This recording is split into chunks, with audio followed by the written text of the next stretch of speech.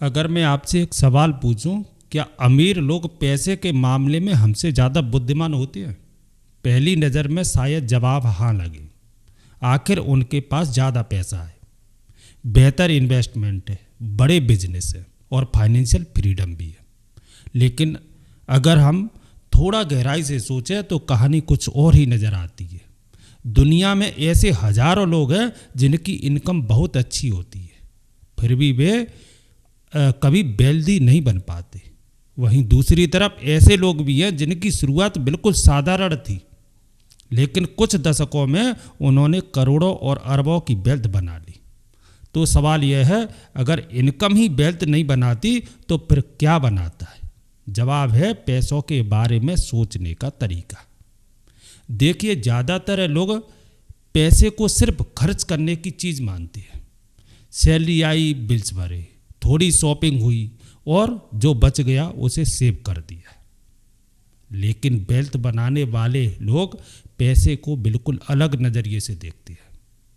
उनके लिए पैसा सिर्फ करेंसी नहीं है, बल्कि एक ऐसा संसाधन है जिसे सही तरीके से इस्तेमाल करके भविष्य में और अधिक मूल्य बनाया जा सकता है। दूसरे शब्दों में, वे कोशिश करते हैं कि उनका पैसा भी उनके साथ काम करे। यही सोच सबसे बड़ा अंतर पैदा करती है। एक सामान्य व्यक्ति अपने समय के बदले पैसा कमाता है, जबकि लॉन्ग टर्म सोच रखने वाला व्यक्ति धीरे धीरे ऐसे इन्वेस्टमेंट्स और सिस्टम बनाता है जो समय के साथ उसकी वेल्थ बढ़ाने में मदद करती है। याद रखिए, गरीब और अमीर के बीच सबसे बड़ा अंतर हमेशा इनकम का नहीं होता, अक्सर सोच का होता है। और जब सोच बदलती है तभी फाइनेंशियल डिसीजन बदलती है। जब डिसीजन बदलती है तभी धीरे धीरे रिजल्ट भी बदलने लगती है। तो सवाल यह है, आखिर वेल्थ बनाने वाले लोग पैसे को किस नज़र से देखते हैं, जो ज़्यादातर लोग कभी देख ही नहीं पाते? यही समझना इस पूरी वीडियो का उद्देश्य है, क्योंकि वेल्थ सिर्फ ज़्यादा पैसा कमाने से नहीं बनती, वेल्थ बनती है पैसे को सही तरीके से सोचने, समझने और उसका समझदारी से उपयोग करने से। अब सवाल यह है, अगर रिच पीपल पैसे को अलग नज़रिए से देखते हैं तो आखिर वह नज़रिया क्या है? इसका जवाब एक बहुत ही साधारण लेकिन शक्तिशाली सिद्धांत में छिपा है। रिच पीपल अक्सर हर रुपए से एक सवाल पूछते हैं, क्या यह भविष्य में मेरे लिए और मूल्य बना सकता है? यहीं से उनकी सोच बाकी लोगों से अलग हो जाती है। मान लीजिए 2 लोगों को 1 लाख रुपए मिलते हैं। पहला व्यक्ति सोचता है, इस पैसे से क्या खरीद सकता हूँ, और दूसरा व्यक्ति सोचता है, इस पैसे से मैं कौन सी ऐसी एसेट ले सकता हूँ जो भविष्य में मेरी वेल्थ बढ़ाने में मदद करे। ध्यान दीजिए, दोनों के पास पैसा बराबर है, फर्क सिर्फ एक सवाल का है। यही वजह है समय के साथ दोनों की फाइनेंशियल जर्नी बिल्कुल अलग हो जाती है। रिच पीपल समझते हैं कि इनकम आपको एक आरामदायक जीवन दे सकती है, लेकिन मजबूत एसेट्स लंबे समय में फाइनेंशियल फ्रीडम की दिशा में मदद कर सकती है। इसीलिए वे अपनी कमाई का एक हिस्सा ऐसी चीज़ों में लगाने की कोशिश करती है जो समय के साथ मूल्य बढ़ाने की क्षमता रखती है, जैसे अच्छे business, quality stocks, index funds या ऐसे स्किल्स जो भविष्य में उनकी इनकम बढ़ाने की संभावना पैदा करें। वे हर खर्च को सिर्फ उसकी प्राइस से नहीं बल्कि उसकी अपॉर्चुनिटी कॉस्ट से भी देखते हैं। यानी अगर आज यह पैसा खर्च कर दिया तो क्या यह भविष्य में किसी बेहतर अवसर का हिस्सा बन सकता था? यही सोच उन्हें भावनाओं में आकर इम्पल्सिव डिसीजन लेने से बचाने में मदद करती है। इसका मतलब यह बिल्कुल नहीं है कि रिच पीपल कभी खर्च नहीं करते। वे भी अच्छी लाइफ स्टाइल जीती है, लेकिन अक्सर उनका प्रयास यह होता है कि पहले मजबूत एसेट्स बनाए जाएं और फिर समय के साथ बढ़ी हुई इनकम या वेल्थ के आधार पर अपनी लाइफ स्टाइल को बेहतर बनाया जाए। यही कारण है कि उनके लिए पैसा सिर्फ मंजिल नहीं बल्कि एक टूल होता है, एक ऐसा टूल जिसका सोच समझकर उपयोग समय के साथ बेहतर फाइनेंशियल रिजल्ट हासिल करने में मदद कर सकता है। और शायद यहीं से वेल्थ क्रिएशन की असली शुरुआत होती है।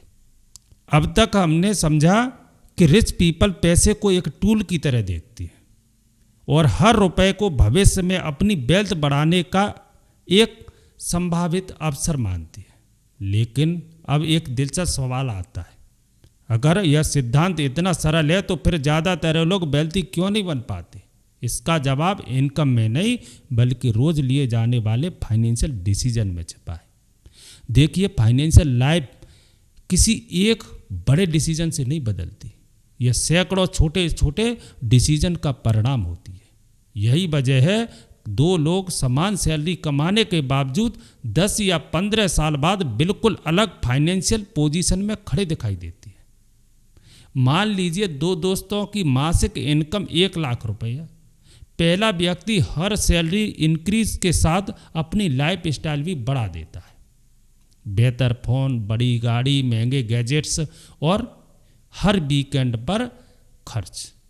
शुरुआत में यह सब बिल्कुल सामान्य लगता है, लेकिन धीरे धीरे उसकी ज़्यादातर इनकम उसी लाइफ स्टाइल को बनाए रखने में खर्च होने लगती है।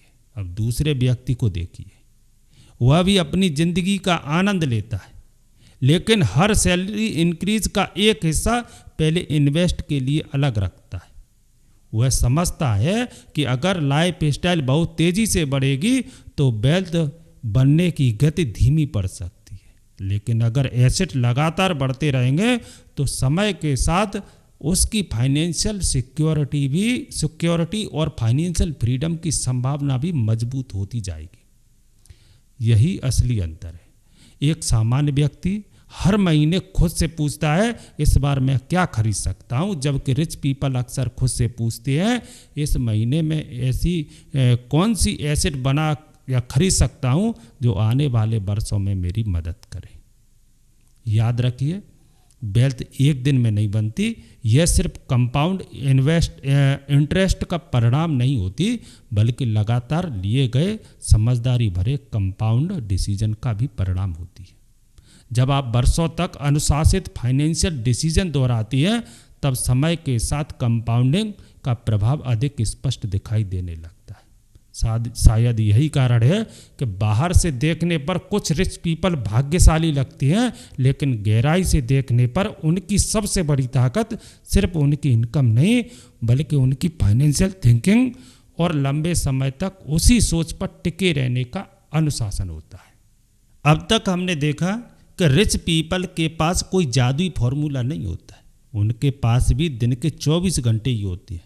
उन्हें भी मार्केट की अनिश्चितता का सामना करना पड़ता है और वे भी कभी कभी गलत डिसीजन लेती हैं, लेकिन फिर भी समय के साथ उनकी वेल्थ बढ़ती हुई दिखाई देती है। क्यों?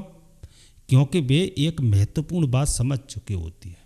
सिर्फ पैसा होना वेल्थ बनने की गारंटी नहीं है। असल अंतर पैसे के बारे में सोचने के तरीके में होता है। देखिए, हर बार जब पैसा आपके हाथ में आता है तो वह आपके सामने एक चुनाव लेकर आता है। क्या मैं इसे केवल आज की ज़रूरतों पर खर्च करूं या इसका एक हिस्सा भविष्य के लिए भी तैयार करूं? यहीं से दो लोगों की फाइनेंशियल जर्नी अलग हो जाती है। एक व्यक्ति सिर्फ आज के बारे में सोचता है और दूसरा व्यक्ति आज और आने वाले वर्षों। दोनों के बीच संतुलन बनाने की कोशिश करता है। इसी वजह से रिच पीपल अक्सर फाइनेंशियल डिसीजन को सिर्फ आज के नज़रिए से नहीं देखते, वे यह भी सोचते हैं कि आज का यह फैसला 10, 20 या 30 साल बाद उनकी फाइनेंशियल पोजीशन को किस तरह प्रभावित कर सकता है, क्योंकि वे जानते हैं कि लगातार लिए गए छोटे छोटे सही डिसीजंस समय के साथ बड़े परिणाम में बदल सकते हैं। इसलिए अगर आप वास्तव में वेल्थ बनाना चाहते हैं तो शुरुआत सिर्फ ज़्यादा इनकम कमाने के लक्ष्य से मत कीजिए।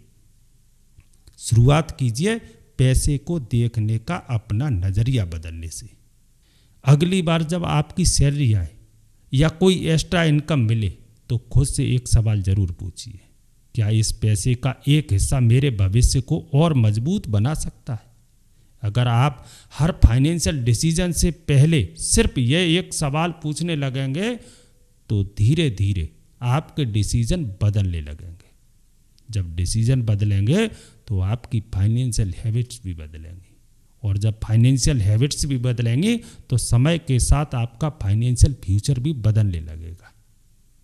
याद रखिए, रिच पीपल सिर्फ इसलिए आगे नहीं बढ़ते क्योंकि उनके पास ज़्यादा पैसा होता है, बल्कि इसलिए क्योंकि वे पैसे को एक ऐसे टूल की तरह देखते हैं जिसका सोच समझकर उपयोग भविष्य में अधिक वेल्थ बनाने में मदद कर सकता है। क्योंकि आखिर में वेल्थ केवल आपकी इनकम का परिणाम नहीं होती, यह वर्षों तक लिए गए समझदारी भरे फाइनेंशियल डिसीजंस और अनुशासन और धैर्य का परिणाम होती है। और जिस दिन आपकी सोच बदलने लगती है उसी दिन से वेल्थ बनाने की आपकी यात्रा भी नई दिशा पकड़ना शुरू कर देती है। तो आज के वीडियो में बस इतना ही, मिलते हैं अगले वीडियो में, तब तक के लिए जय हिंद।